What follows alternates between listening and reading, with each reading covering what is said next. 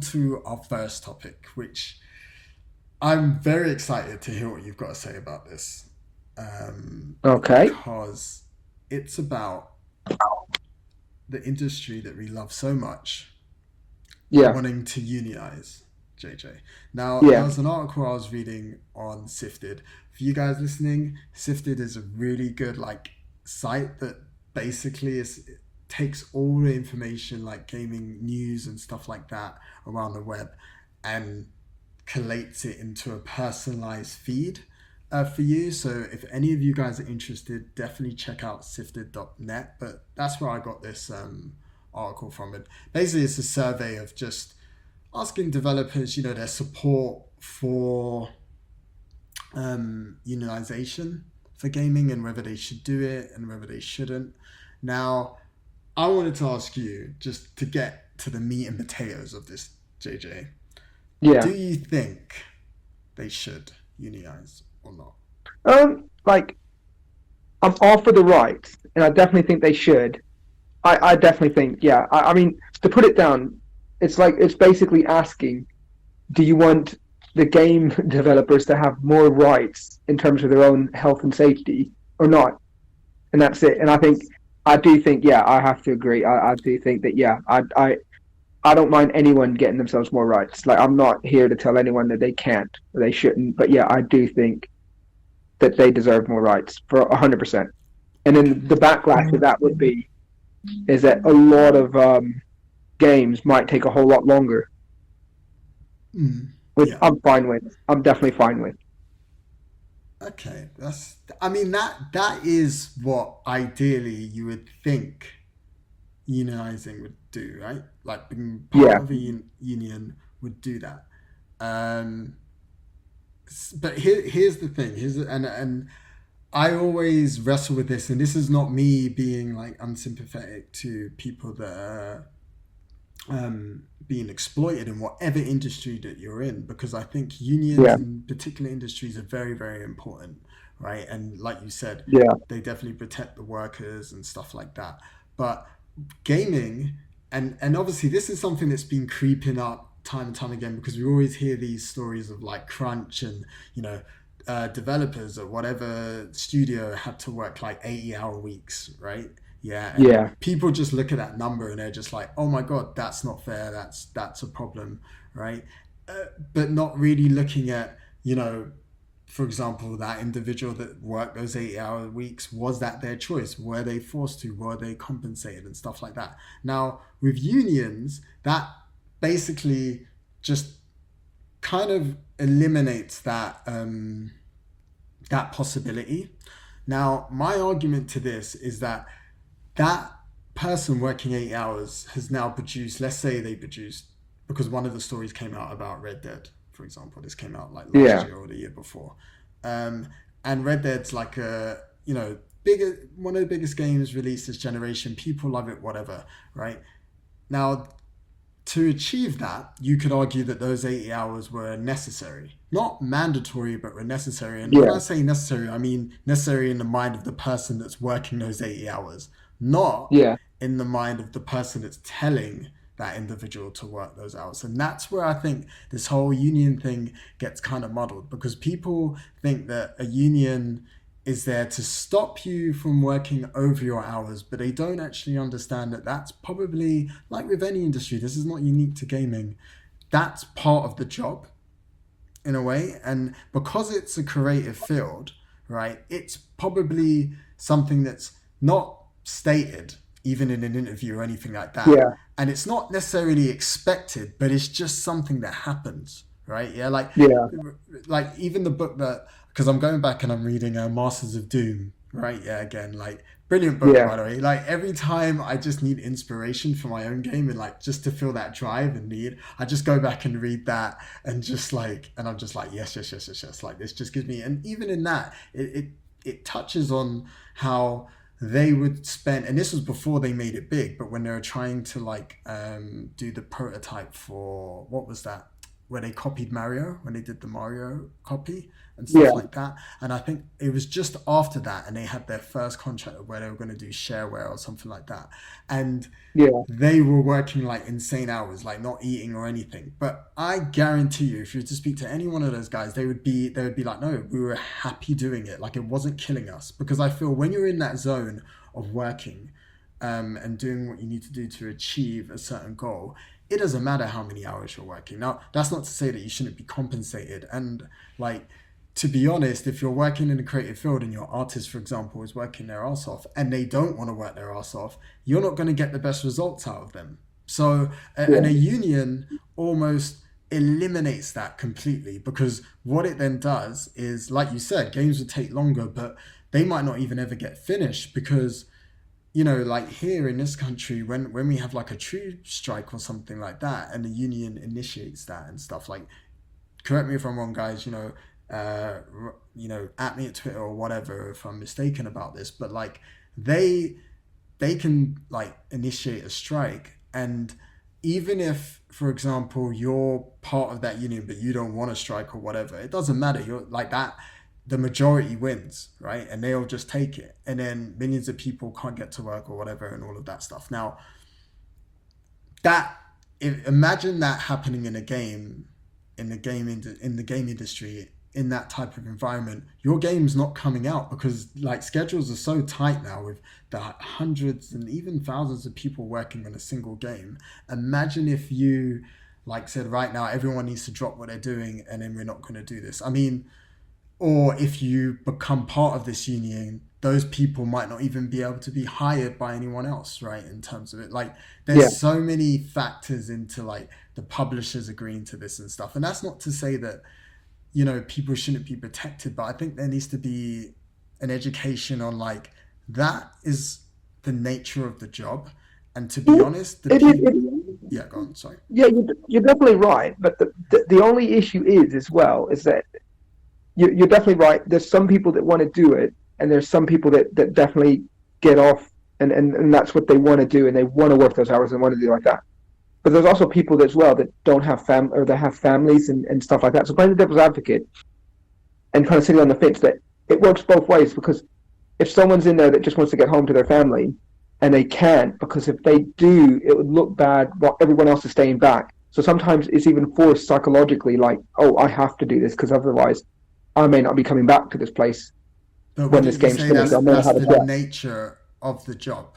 Like for like in the design, this is why I said specifically for gaming, because it's if you're in a factory, I totally agree. Like for example, like in factories and stuff like that, like factory workers where unions are very, very popular, 100%, dude, because you have to be protected in that sense because people can exploit you. And for example, if you're a factory worker and you're like, this is bad, they can easily replace you, right? Yeah. But if you're a Yeah, lead artist and you're like, oh my God, what do you call it? This is bad. You're exploiting me. I'm going to leave, right? Yeah. You yeah, can't just bring any old artist back in to like, to complete the art for your video game. Yeah. It doesn't really work like that, right? And it's the greatest thing about this industry is you see that with when people leave like mid cycle or whatever, you can kind of see the effects that it has on the game. Whereas yeah, in a factory, you wouldn't see that. Like product X will still be produced even if that person leaves, right? And so, yeah, like, I don't. To your point of like people that want to go home and see their families. Obviously, that's everyone that's ever had a family that loves their family would want to yeah, do. But when you work, sometimes you might have to stay late. That's just the nature of just the nature of trying to achieve what you want to. Now, you could be one of those people that like, okay, at 5 o'clock, I'm going out the door. Now, I don't yeah, think at an interview, if when you're interviewing for that job, and if their recruitment team is good and the person who's interviewing is good, they'll be able to like get that out of you in a heartbeat, right? So yeah, once again, that goes back to I don't think that's the case. Um, that's the case in terms of this industry with those people not wanting to do it. Of course, there's always outliers and there's going to be people, and I feel that that might come from the subcontracting side of yeah, video games where like they bring in like a set of people that need to do this, and then for a particular time Yeah. and then they go. Like that happens. Like game development studios always downsize and then upsize when they're ramping development, especially towards the end. So I Yeah. just it's a thing that worries me. So like the reason why. So that's one thing that you touched on anyway, was that it would take longer. Yeah. Right. Yeah. But I'd even go a step further and say I don't even think games would be finished, because could you imagine if, like I'm saying, like that is just insane if people decide But to like stop working mid, like 2 years you're into a game and then you're like, right, our union has voted for this and we're part of it. but then this is the Almost thing though. Then yeah, you're definitely right. But then who are we, like, especially, like, I know you're making your own game and you're doing it at your own time, yeah, but in terms of the mass speaking, like a democratic vote, if the most writers and artists and these people in the industry vote that yes, something is definitely wrong, then something needs to be listened. But at the moment, there isn't that. There isn't that place, or there isn't that unionized. There isn't like a central place for these guys to be able to say there is something wrong. We need to sort it out, because they're internally suffering, and not everybody, but the people who are can't come out and can't say anything, because then they're going to know. Like it's an industry that's well known, so people are going to instantly find out what game they're talking about and what freaking and what developer and everything else. And it's not easily said, but like if you unionize, I think what you need to kind of do, especially with the games unions or game unionize, if they do it, is they need to set out like both the developers and the publishers and all that need to set it out and say that, like, if you guys vote a 75 and plus majority thing, then yeah, you guys need to then a strike. But if to be honest, if mass majority of these people vote saying there's definitely something wrong so bad that we need to strike, I think that needs to be looked at. And I think at the moment, the situation we have now is not good enough, and it won't. And maybe a union will bring it, and maybe it's not. We don't know until it happens. But I do think as the game industry moves forward, it's going to be, I think it will be looked at more and more and more. So do you think there's actually a problem now then? Do you Oh, believe that yeah, there's a definitely, massive, dude. Definitely. I think not edge the cases, massive, but like you can yeah, go into but any I do game think, development studio and you think that that's a big problem I don't, that needs to be it's addressed. big problem for the people that are involved. And I think some people are more than happy to do it, like you said. But I think sometimes with these things, it's not a choice. It's not like my job. I work once every 4 weeks. I'm on call. I'm not forcibly put on call. I'm not forcibly asked to stay over. I'm asked if you want some overtime, stuff like that. I think a lot of these games companies are literally like, and this is just imagining it, like literally, here's 5 hours of work, and you're in your last 30 minutes, and you got to either go home, or you got to see your family, or you're just tired, or you've already worked 80 hours that week, and then you got to put another 5, 6, 7 hours to try to sort this thing out, and you're like, what the crap? I was like, I just want to live. I just, Yeah, like, sometimes you need to live, and I think like there'll be some guy who'll be like, yeah, I'll gladly take that, and I'll do the work, and I'll have the extra time, and I'll do this. It depends. Like, I don't know. Some people love working and working all those hours, getting paid all those hours, and doing it because that's they enjoy it. But some people don't. But like I said, if there was, like, looking forward, if there was a union and they overwhelmingly voted to strike because this was a big problem, then that will give you, without a doubt, proof that there is. Like, it's not just a small percentage of these developers; it's a massive amount of them that are yeah, voting to strike because yeah. it is that bad.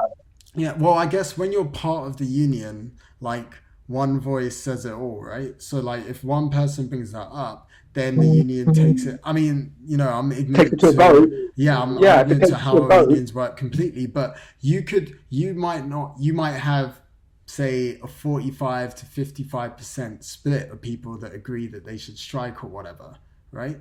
Now, yeah, um, I mean, the reason why I feel that it's weird to have that in this industry in particular is that it's not a role where you just clock off like in the creative field. You just it's just not it's the same that, thing in IT.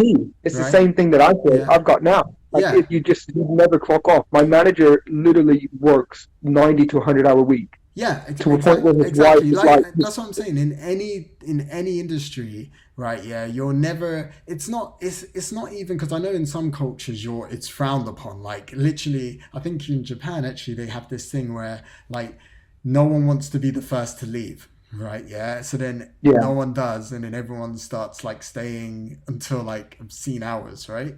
Yeah, like, yeah. but in a way, when you're in the zone and you're working on it, be it a program or whatever, like you're not gonna, you're never looking at, oh my god, it's fight. Like you're not counting the hours and the minutes down, because if you're doing that in a job like within games design, you're in the wrong job, because you can't, where anyone who's like programming or something, leaving something halfway through, yeah, just in terms of like even what we learn at school, is never as good as getting to a point where you're safer to then move on to the next bit, right? Yeah. So I don't think, for example, if it yeah, I don't hits think that, 5 o'clock yeah, go and ahead, bro. you run out of the room, right?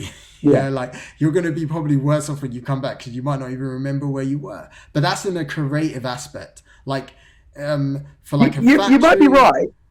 Yeah, I don't think like, I don't think that's the argument. I don't think that's the thing. I think it's just literally like we need more time. Like it's not for everything. And I think yours is more broader, but I think the issue will probably come up is, well, we need more time to sort this thing out. And then the publishers are like, no, you've got 6 weeks to get this thing to gold, and it's releasing on this date, whether you like it or not. Yeah, now And then you're that like, no, you're no, working that's overtime. I would say that's a mismanagement problem. Like a union But doesn't then solve that, because ultimately, the say for union will, example, well, it because won't, the union will. because look, if you're given 3 hours, let's say, sorry, you're given 3 years to make something, right? Yeah, And you then and then you haven't planned or produced properly in terms of making sure you reach those three years, which happens. That's the nature of design and anything like deadlines, like not just yeah, unique to gaming industry, but to use that as an example, you're given 3 years and then something goes wrong or you get delayed and you've got to push it back. That is just, people could argue, unforeseen issues, right, which is natural, or yeah, you could say mismanagement, not planned properly, whatever, right? But a yeah. union does not fix that. And like really, the union does not. All the union allows, from my, like, once again, this is from someone who doesn't really know too much about how unions are going to work over there. I only know from like some experiences over here, but like they're only going to protect the most obscene things, like our hours or our rate of pay is not high enough. Now remember, game development is something that goes over the course of like, 3 to like 5 years, even some even going beyond that, right? So your pay is agreed when you're already working there anyway, right? Yeah, so you already Yeah, know how much you're getting paid, and then you get the royalties, maybe depending on the publisher or whatever, how well your game's doing, right? So all of these yeah, things are almost like set in stone, and you already know before you're already making this what you're in for. Now, I'm not saying that means that, oh my God, I'm like, oh, today, JJ, you're going to be working 60 hours, but you've been working 40. yeah, No. And the reason why I brought Red Dead as an interesting example, because like, the quality of that game was shown. Yeah, like people love that. Now, if you get one or two developers saying, yeah, man, I busted my ass doing that, right? Yeah, and I had to work whatever hours it is, that's the result that you got. Now, you could argue that if that person clocked off at 5 o'clock every day, you probably wouldn't get the Red Dead that we got. Yeah, that's like a legitimate argument that I hear some people saying as well, which is fair enough, because it's not 9 to 5. It's like you get paid this much. Like even in when we used to work together, like what do you call it? Never ever ever did I ever leave at 7 when we closed. Never ever ever. Just the nature of it. Even though we had like a half an hour buffer, right? Yeah, to like do yeah, the end of day stuff and reporting and stuff. yeah, Even then, it wasn't.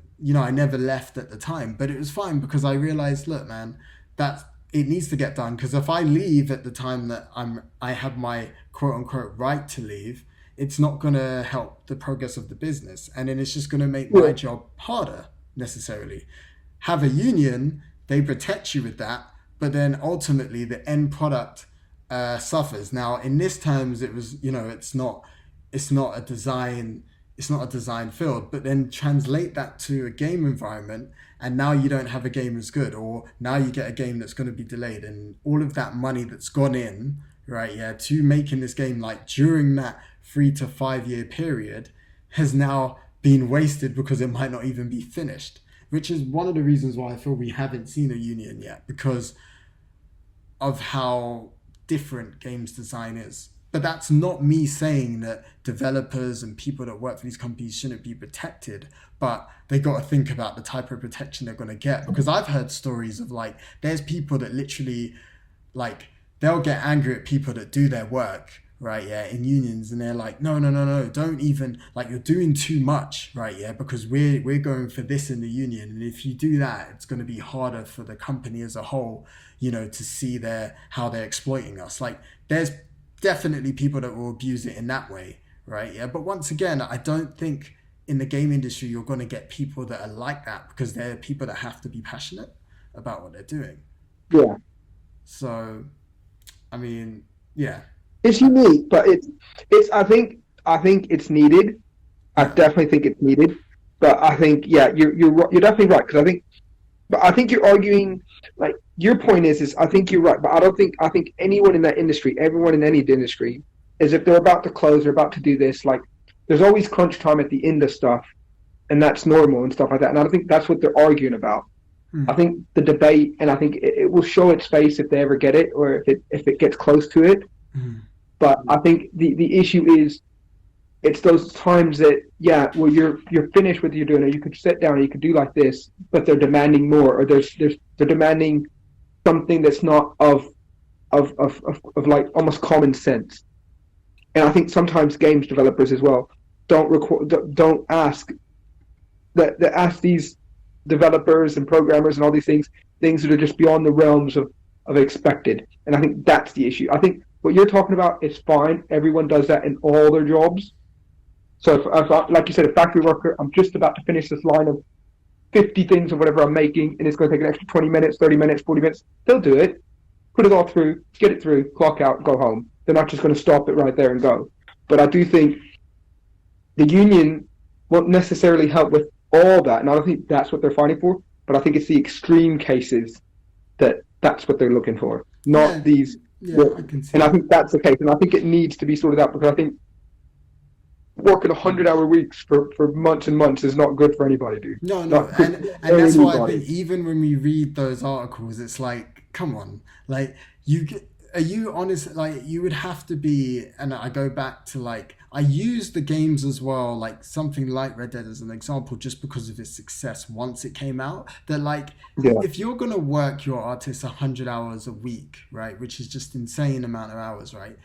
Do you really think you're gonna get the best out of that person, whether it's an artist or a programmer? There's no way you're gonna get the best out of them, right? Yeah. Look what happened to the multiplayer. Yeah. Well, but that's what I'm saying. There's no way you're going to, and that's why I always see those articles come out, and, like, I don't believe that that's necessarily the case, because it would just be, once again, it will go back to the bad planning where, okay, you have your lead programmer, your lead artist, whatever, or whatever, starlet, and you're forcing them to work 100 hours. You think you're going to get the best work out of them? I don't believe that that's the thing. But I understand, and you're right, that's why the message needs to be very, very clear. But we'll move on to the next topic. But I did want to ask you, actually, because if you look at Cyberpunk, that's been delayed now, and they delayed because they didn't want, I think they said that they're still going to crunch, but they didn't really want crunch, right? How do you think, like, in a union situation, because now that, like, as you as a consumer, they delay that game and you're, like, done with it now because you feel like, they should have come out and given us that September date from the start, right, and not, like, told us that it's going to be April, right? And and also because of all the other stuff with them working more on the the base console ones to make sure that they're up to snuff. But bottom line is, you as a consumer are not happy because now you have to wait. Now a union will 100%, dude, you'll get a lot more delays like that because now they're just protecting them. So you as the consumer, how do you feel about that? Are you okay that, like, they kind of, like, miss Oh, like misinformed you in terms of their message and release date, right? But no, at the, the the misinforming is fine. The misinforming is fine. Well, mine was nothing to do with like that, but yeah, it's the line. But I don't. I think 99.9% of the people that buy games understand. Don't put out a game that's crap because we've had too many of them. Give me a good game. I think the union wouldn't care because at that situation again, it's not out of the realms of possibility. It's not stupid to ask. So they're basically both sides are giving up. The company is saying, okay, look, we're going to have to move this back, which is going to hit our shares. We're going to hit this, so we have to readjust on the not the artist side, but on the business side, and then we're giving you artist side a whole lot more time to deal with this. And as long as they both spoke to each other and basically said, how long do you think it'll take? Like, this is where I think the union will come. So I think if the business asks, how long do you think this game will take? And they say 4 months. Then if the business side turn around and then say, no, you got 2 months, you're doing it now. Then you're like, whoa, wait. I think that's what the union is going to help with that. But then if they say, look, we need 5 months, he goes, how about can we do it in 4? Yeah, okay, yeah, we could do that. And that's like that. But we all know in business, they're not your friends. They're not there to do anything. They're acting like they're doing you a favor by paying you your wages, and then you have to do what they say. You literally just have to bend over and do like that. So I think that's the part of the union. I don't mind a delay at all because Doom got delayed, so I'm definitely for that. But I just think that with the union guys, I think it'll stop that kind of thing. So I don't mind. I think most gamers won't mind. okay, okay. That, yeah, it's it's a. I think it's going to be very interesting if it ever does happen. Um, Oh, I think it I, will, dude. I think 100% it will. Whether it happens sooner or later, that's a different story, but it will well, happen. yeah. I mean, we'll see. Because I mean, you remember when they? I think there was some voice actors that are a part of some sort of union or Yeah, something, voice actors and are they unions now, and they as it is striked. now. Yeah, they had Yeah, a strike, and then they but so then you had like some characters that couldn't be voiced by previous ones, and like that was like yeah, the bottom line for the product was that it suffered in that way, right? yeah. Now, I don't know how strenuous it was and everything, and absolutely, if you're being exploited, like the employers should know. I'm more in the camp of I hope that they kind of keep it separate and independent to the company. So, for example, if Rockstar, if it comes out that they're doing that, they need to be accountable and they need to kind of like change their work policies around that, which I Oh, dude, think. the union won't just strike and they won't just say we're doing this. The union will go meet with Rockstar, and they will say we have had so many employees. There'll be a triggering, so it won't. It's not just instantly like we don't like it. We're marching in. We're doing this, and then strike. They'll have No, to. no, no. There's Of course, triggers. yeah, of course. The Yeah, strike is just one thing, but I'm just talking about the general nature of it. Rattles something when technically you're still trying to achieve the same goal which you love, which is you're in this together type of thing. I just think a yeah. union can be good in some ways, but in a creative Oh, field it can also be quite dangerous depending on what it is, depending on I think it'll be fine. the union Yeah, it is. But it's an interesting one, and obviously we'll be coming back to it because a lot of changes are happening in this industry, and I think maybe we're entering a new generation. Maybe we might see it. It will only take, I think, we'll see. We'll see. Like the more interest it drums up for it, I think you're right. I think we will. But yeah, so yeah, dude, I think it'll happen. I think 100% it'll happen. yeah, I think we will. But yeah. I mean, guys, let me know what you think about that. I don't really know too much about how unions work. I've never really been part of one. I just know that like when they strike in this country for transport, it absolutely infuriates me because it's just like Oh, dude, yeah, it's just insane. Yeah, and when you hear the it stuff is that they're horrible. striking for, and then you're just like, wait a minute, you guys already get paid like quite, like decent amount. You're not in a sweatshop, you know what I mean? But it's made out to be. That's another thing about unions is that I think they're there to like, try to perpetuate things where there doesn't need to be. But we'll see. But let me know if you guys have more information on that, and we'll definitely revisit that one. But our next topic, JJ, and this one was inspired by a YouTube video that I saw, uh, which Can we put covered. the link in? Can we put the link in the Yeah, description on yeah, YouTube? Yeah. yeah, definitely, definitely. The link will be there. Also, for like people that are just listening to the audio version, I'll have the link for you It was a big think, I think, channel. Yeah. And it was a lady called Sarah Palmer that was talking about AI and storytelling, right? Yeah, and go and watch it. It's only like a 3 minute video, but essentially it's kind of what I've always said, that the biggest innovations I like to see in video games is AI, and it's not necessarily make the enemy harder, or make them hit harder, or you take cover, they take cover, or stuff like that. I mean, that's quite rudimentary, and it's a natural progression of how things get better. But mine's more touching on, which I guess this is what AI is trying to do, but making things be as less predictable as possible, right? Yeah, and feel a lot more organic and stuff. So this video covers just how like storytelling can be shaped with AI by you giving your feedback in a story and the AI responding to that, right? Yeah, but go Yeah. watch the video. I really wanted just to focus this more on gaming, because for me, the biggest thing that I would like to see with AI, and this might be, I mean, I don't know everything to do with AI and stuff like that, but I would like to explore the idea of emotions. I don't know if I had this conversation Yeah. with you or with someone else, but like how, so take Mass Effect for example, right? And Yeah. I think this is where I thought, I thought the next evolution after Mass Effect 3 would go into this, like really get into the psychology of you dealing with your teammates and your party members and how you respond to them. Mass Effect does it really well, like probably the best in the business.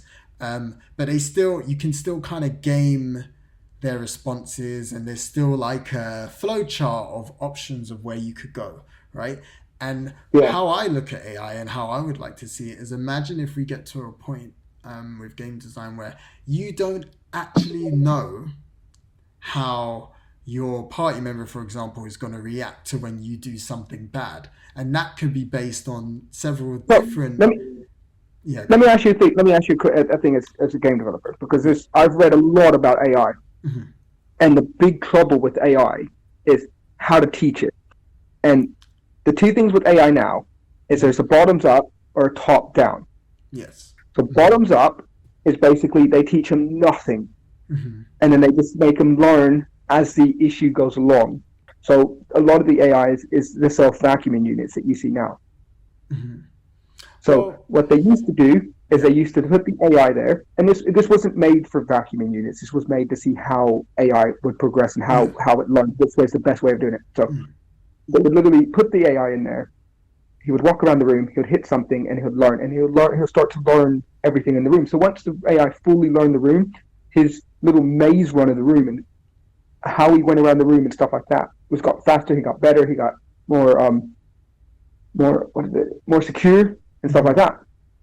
And then there's a top down, which means they teach him everything he needs to know, and then lets him in there. But in both situations, when they moved a piece of the furniture, it took a long time for the yeah, AI to figure out what's actually going on. They were like, "Whoa, this is weird. yeah, This is like we don't understand this." yeah. So, as a game developer yourself, how would you do the AI, and how would you want it to learn? Because this is the two ways So, that AI is being done in like big laboratories and Sony and stuff like yeah, that. no, definitely. I mean, what I would say is it's less about learning, and it's just about adding more, I guess you could say, variables. So this is why I was looking at something like emotions, for example. Yeah, so Yeah. emotions is something that you can, because essentially, So, well, I mean, one of the biggest hamstrings obviously is CPU power, right? So to like have, so although then, cloud is quite good for this, and this is where like even Google Stadia, as bad as it was talking about things like how you can offset machine learning with the cloud, right? Because normally that would, yeah, to do that natively, the processing power would be, would dwarf a console, right? And even like your modern age yeah, PCs. But with the cloud, you don't have that limitation. You can beam that yeah. to it. And I found that quite fascinating. I mean, RIP Stadia, because I think it's dead. I think I watched the latest Digital Foundry and was talking about this Nvidia Shield thing or something that does more than Yeah. whatever. Anyway, that thing's dead. But Yeah. my thing was more about like adding just more variables and different types of variables, because machine learning is something that's still new. So when you're developing a game, let's say you're developing a game, you or yourself, Yeah. would you throw all the emotions in and expect the game within the program to then figure out what emotion to do, or like that? Or Exactly. would you give it a set of emotions? Yeah. So, and say, these are the emotions I want you to feel.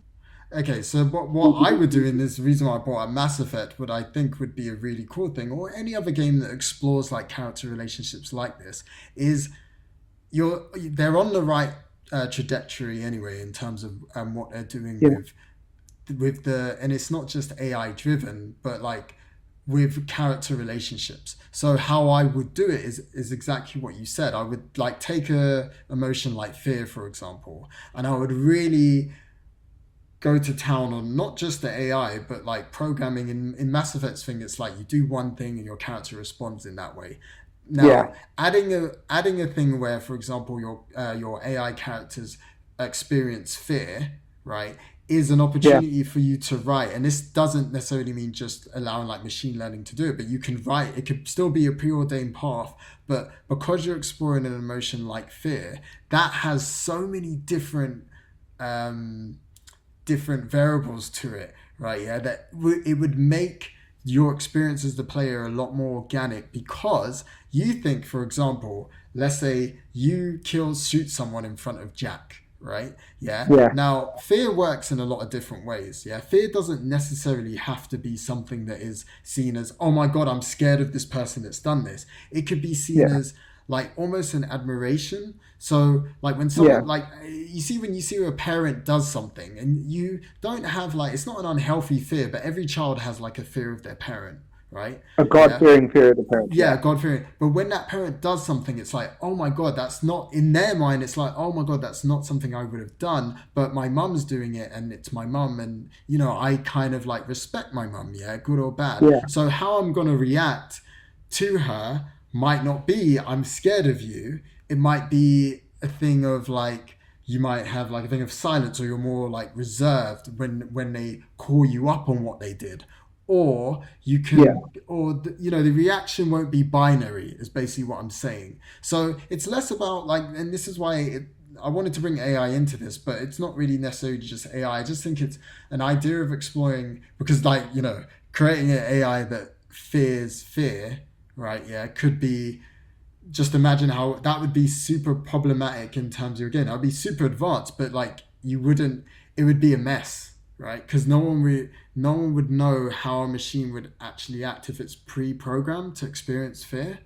Because you can't replicate how we are as humans, because people react to fear in many different ways. But that's what makes that emotion quite interesting in terms of getting those variables out there. So like, I can see AI lending itself to something like that, where imagine where you have that conversation, you really don't know what the character's going to say. And you can argue that Mass Effect kind of does that, but you still kind of know, because everyone has that telegraphed of, this character is bad, so if I do a bad thing, they're going to give me a thumbs up. Or this character is morally grey, so if I do a thing, it might be a choice of two things.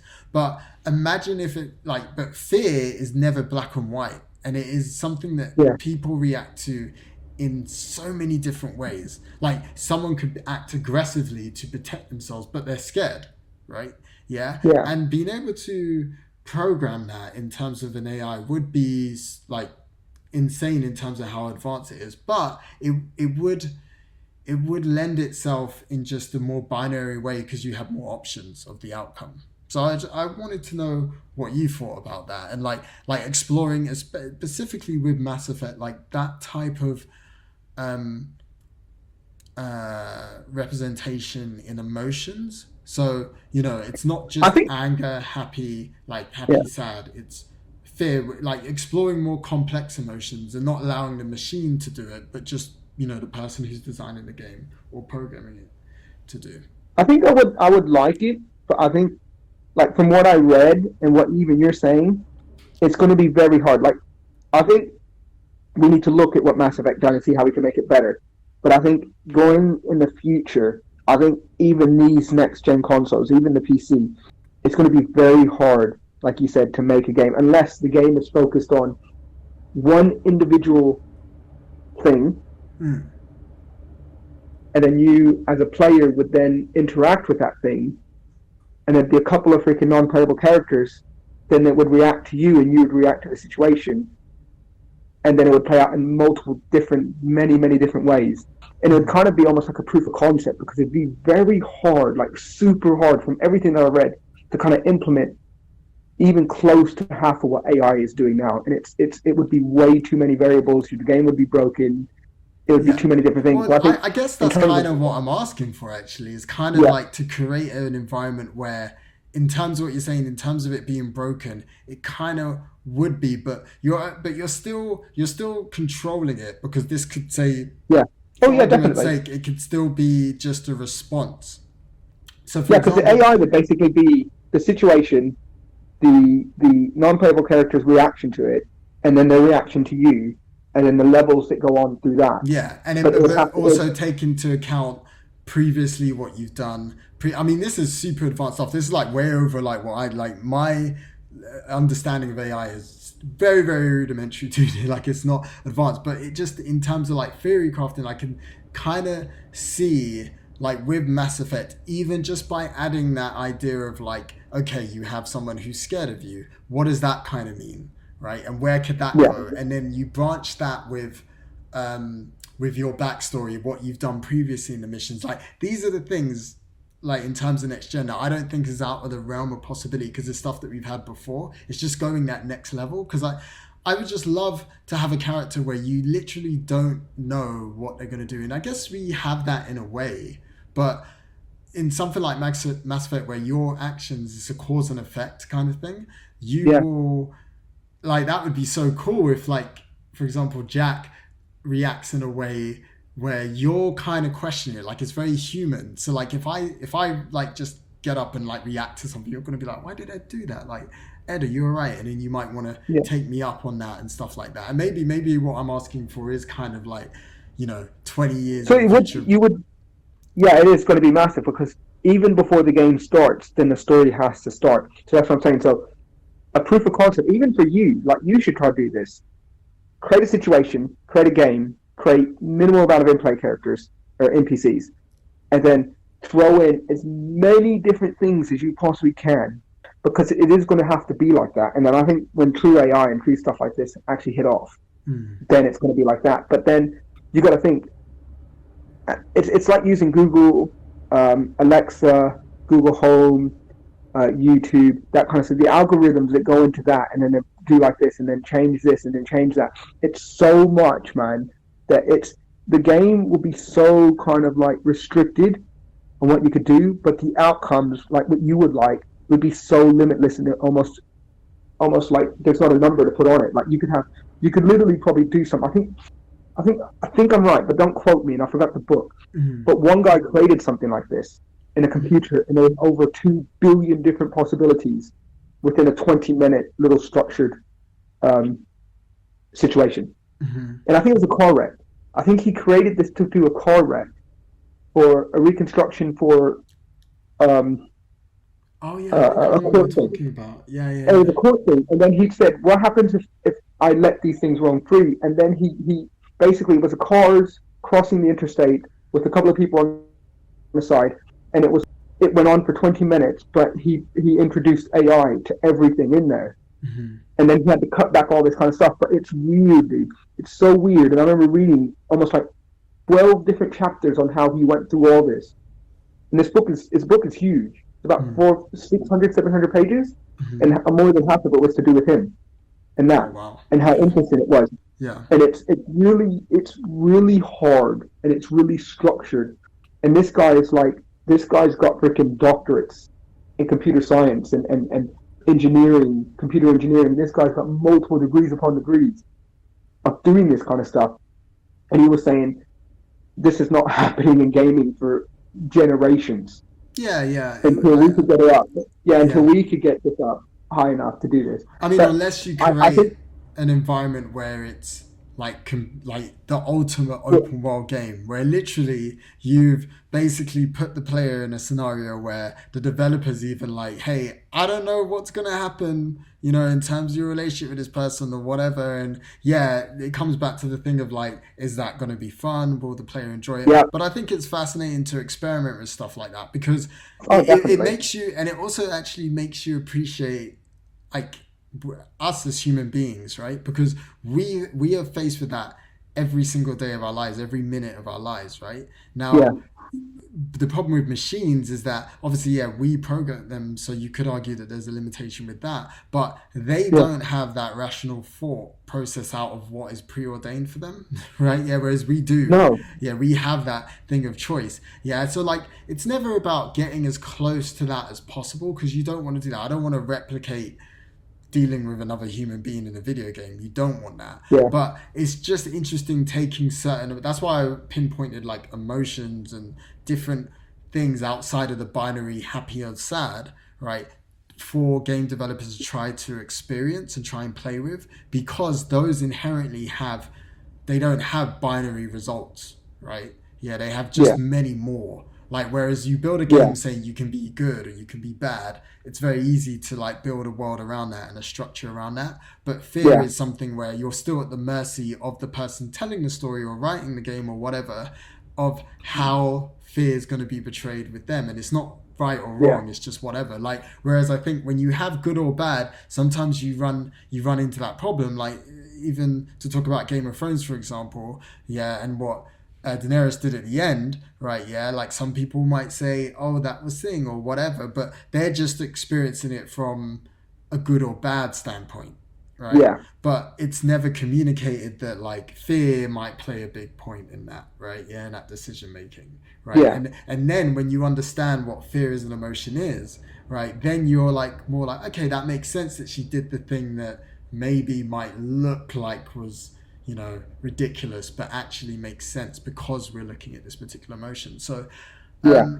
it's less. I think you're right. AI is just it's so advanced. I mean, I don't think we're that far away just because of the cloud, because I think a lot of stuff will be offset with that. Like you could push because the amount of Just put, processors and stuff you're just put going to it this need. way. This dude had the equivalent of what was it, like almost 100 2080 GTXs Yeah, running on this simulation, yeah, over yeah, 100 or 200. yeah, And he said he had, what was it, over 1,000 octa-core processors from Intel, yeah. from his lab. That's all they could give him.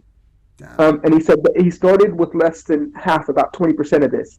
And he goes, as he kept putting in way more things, it just got powerful and powerful and powerful and powerful. And he goes, it was too many different. I think at the end he was trying to recreate. He said he almost looked at it and he wanted to try to recreate walking down New York, which is where he lived. Walking down New York, going to work, Yeah. and the cars and people and stuff reacting. And he goes, as close as he tried to get, it's as harder it tried to come. And he goes, in a singular object, learning in the physical world is way different than a singular object learning in a virtual world, where there is no kind of like what happens if you're playing a Superman game or you're playing a Spider-Man game when it breaks the laws of physics. And he goes, then it becomes a completely different story. Yeah, no. And he goes, it's very hard to do. Yeah, no. He goes, it's so hard to do. Even in my head, when I think about it, I'm like, I can only imagine. So I do think in terms of I think in terms of gaming, I think it's going to be very far off. I think we can put kind of like a restricted AI. So being like you said, fear. I want fear at this moment and give them 10 different fear options, and then you can play this game 12 times and only get 4 of the fear options because of what he did in the past. But I think you can have very limited AI in gaming.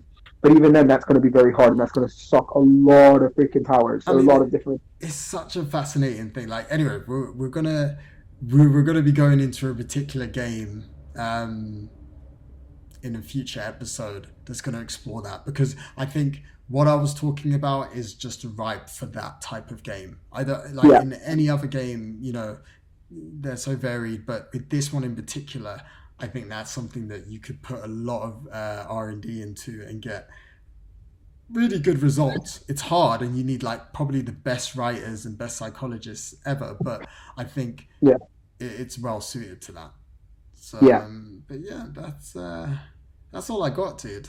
That's Just all I those got as two, well. Yeah, yeah, those two topics, man. Like, it's an interesting one. I mean, they're still yeah, gaming related, but they're more about well, both covers the future really of what we're in, yeah. because I think we will, and I think cloud is definitely gonna leverage a lot of that. But guys, that's gonna conclude this episode. Thank you so much for listening. You can catch me at GameMakeGame. JJ, you're at Dognuts1, right? Dog nuts. Yeah, Um, on Twitter. where Yeah, you can find you. Well, I don't know. I mean, Birds of Prey is out soon. Oh, the embargo's up this yeah. It's week. going to be out at 5 o'clock today, our time. I got Grace Randolph is gonna have a review on that, dude. I know Not you're just waiting by her Twitter, aren't you? You like have her Twitter handle already up with your pre-drafted she's response. gonna, Sorry, what was that? she's going to get ripped apart. Freaking Yeah, she might. We'll see. Jeff Randolph. Yeah, we'll see. But all right, man. Well, thanks a lot, guys, for listening, and I'll catch you on another episode. Take care of yourselves, and we'll see you soon. All right, bye bye.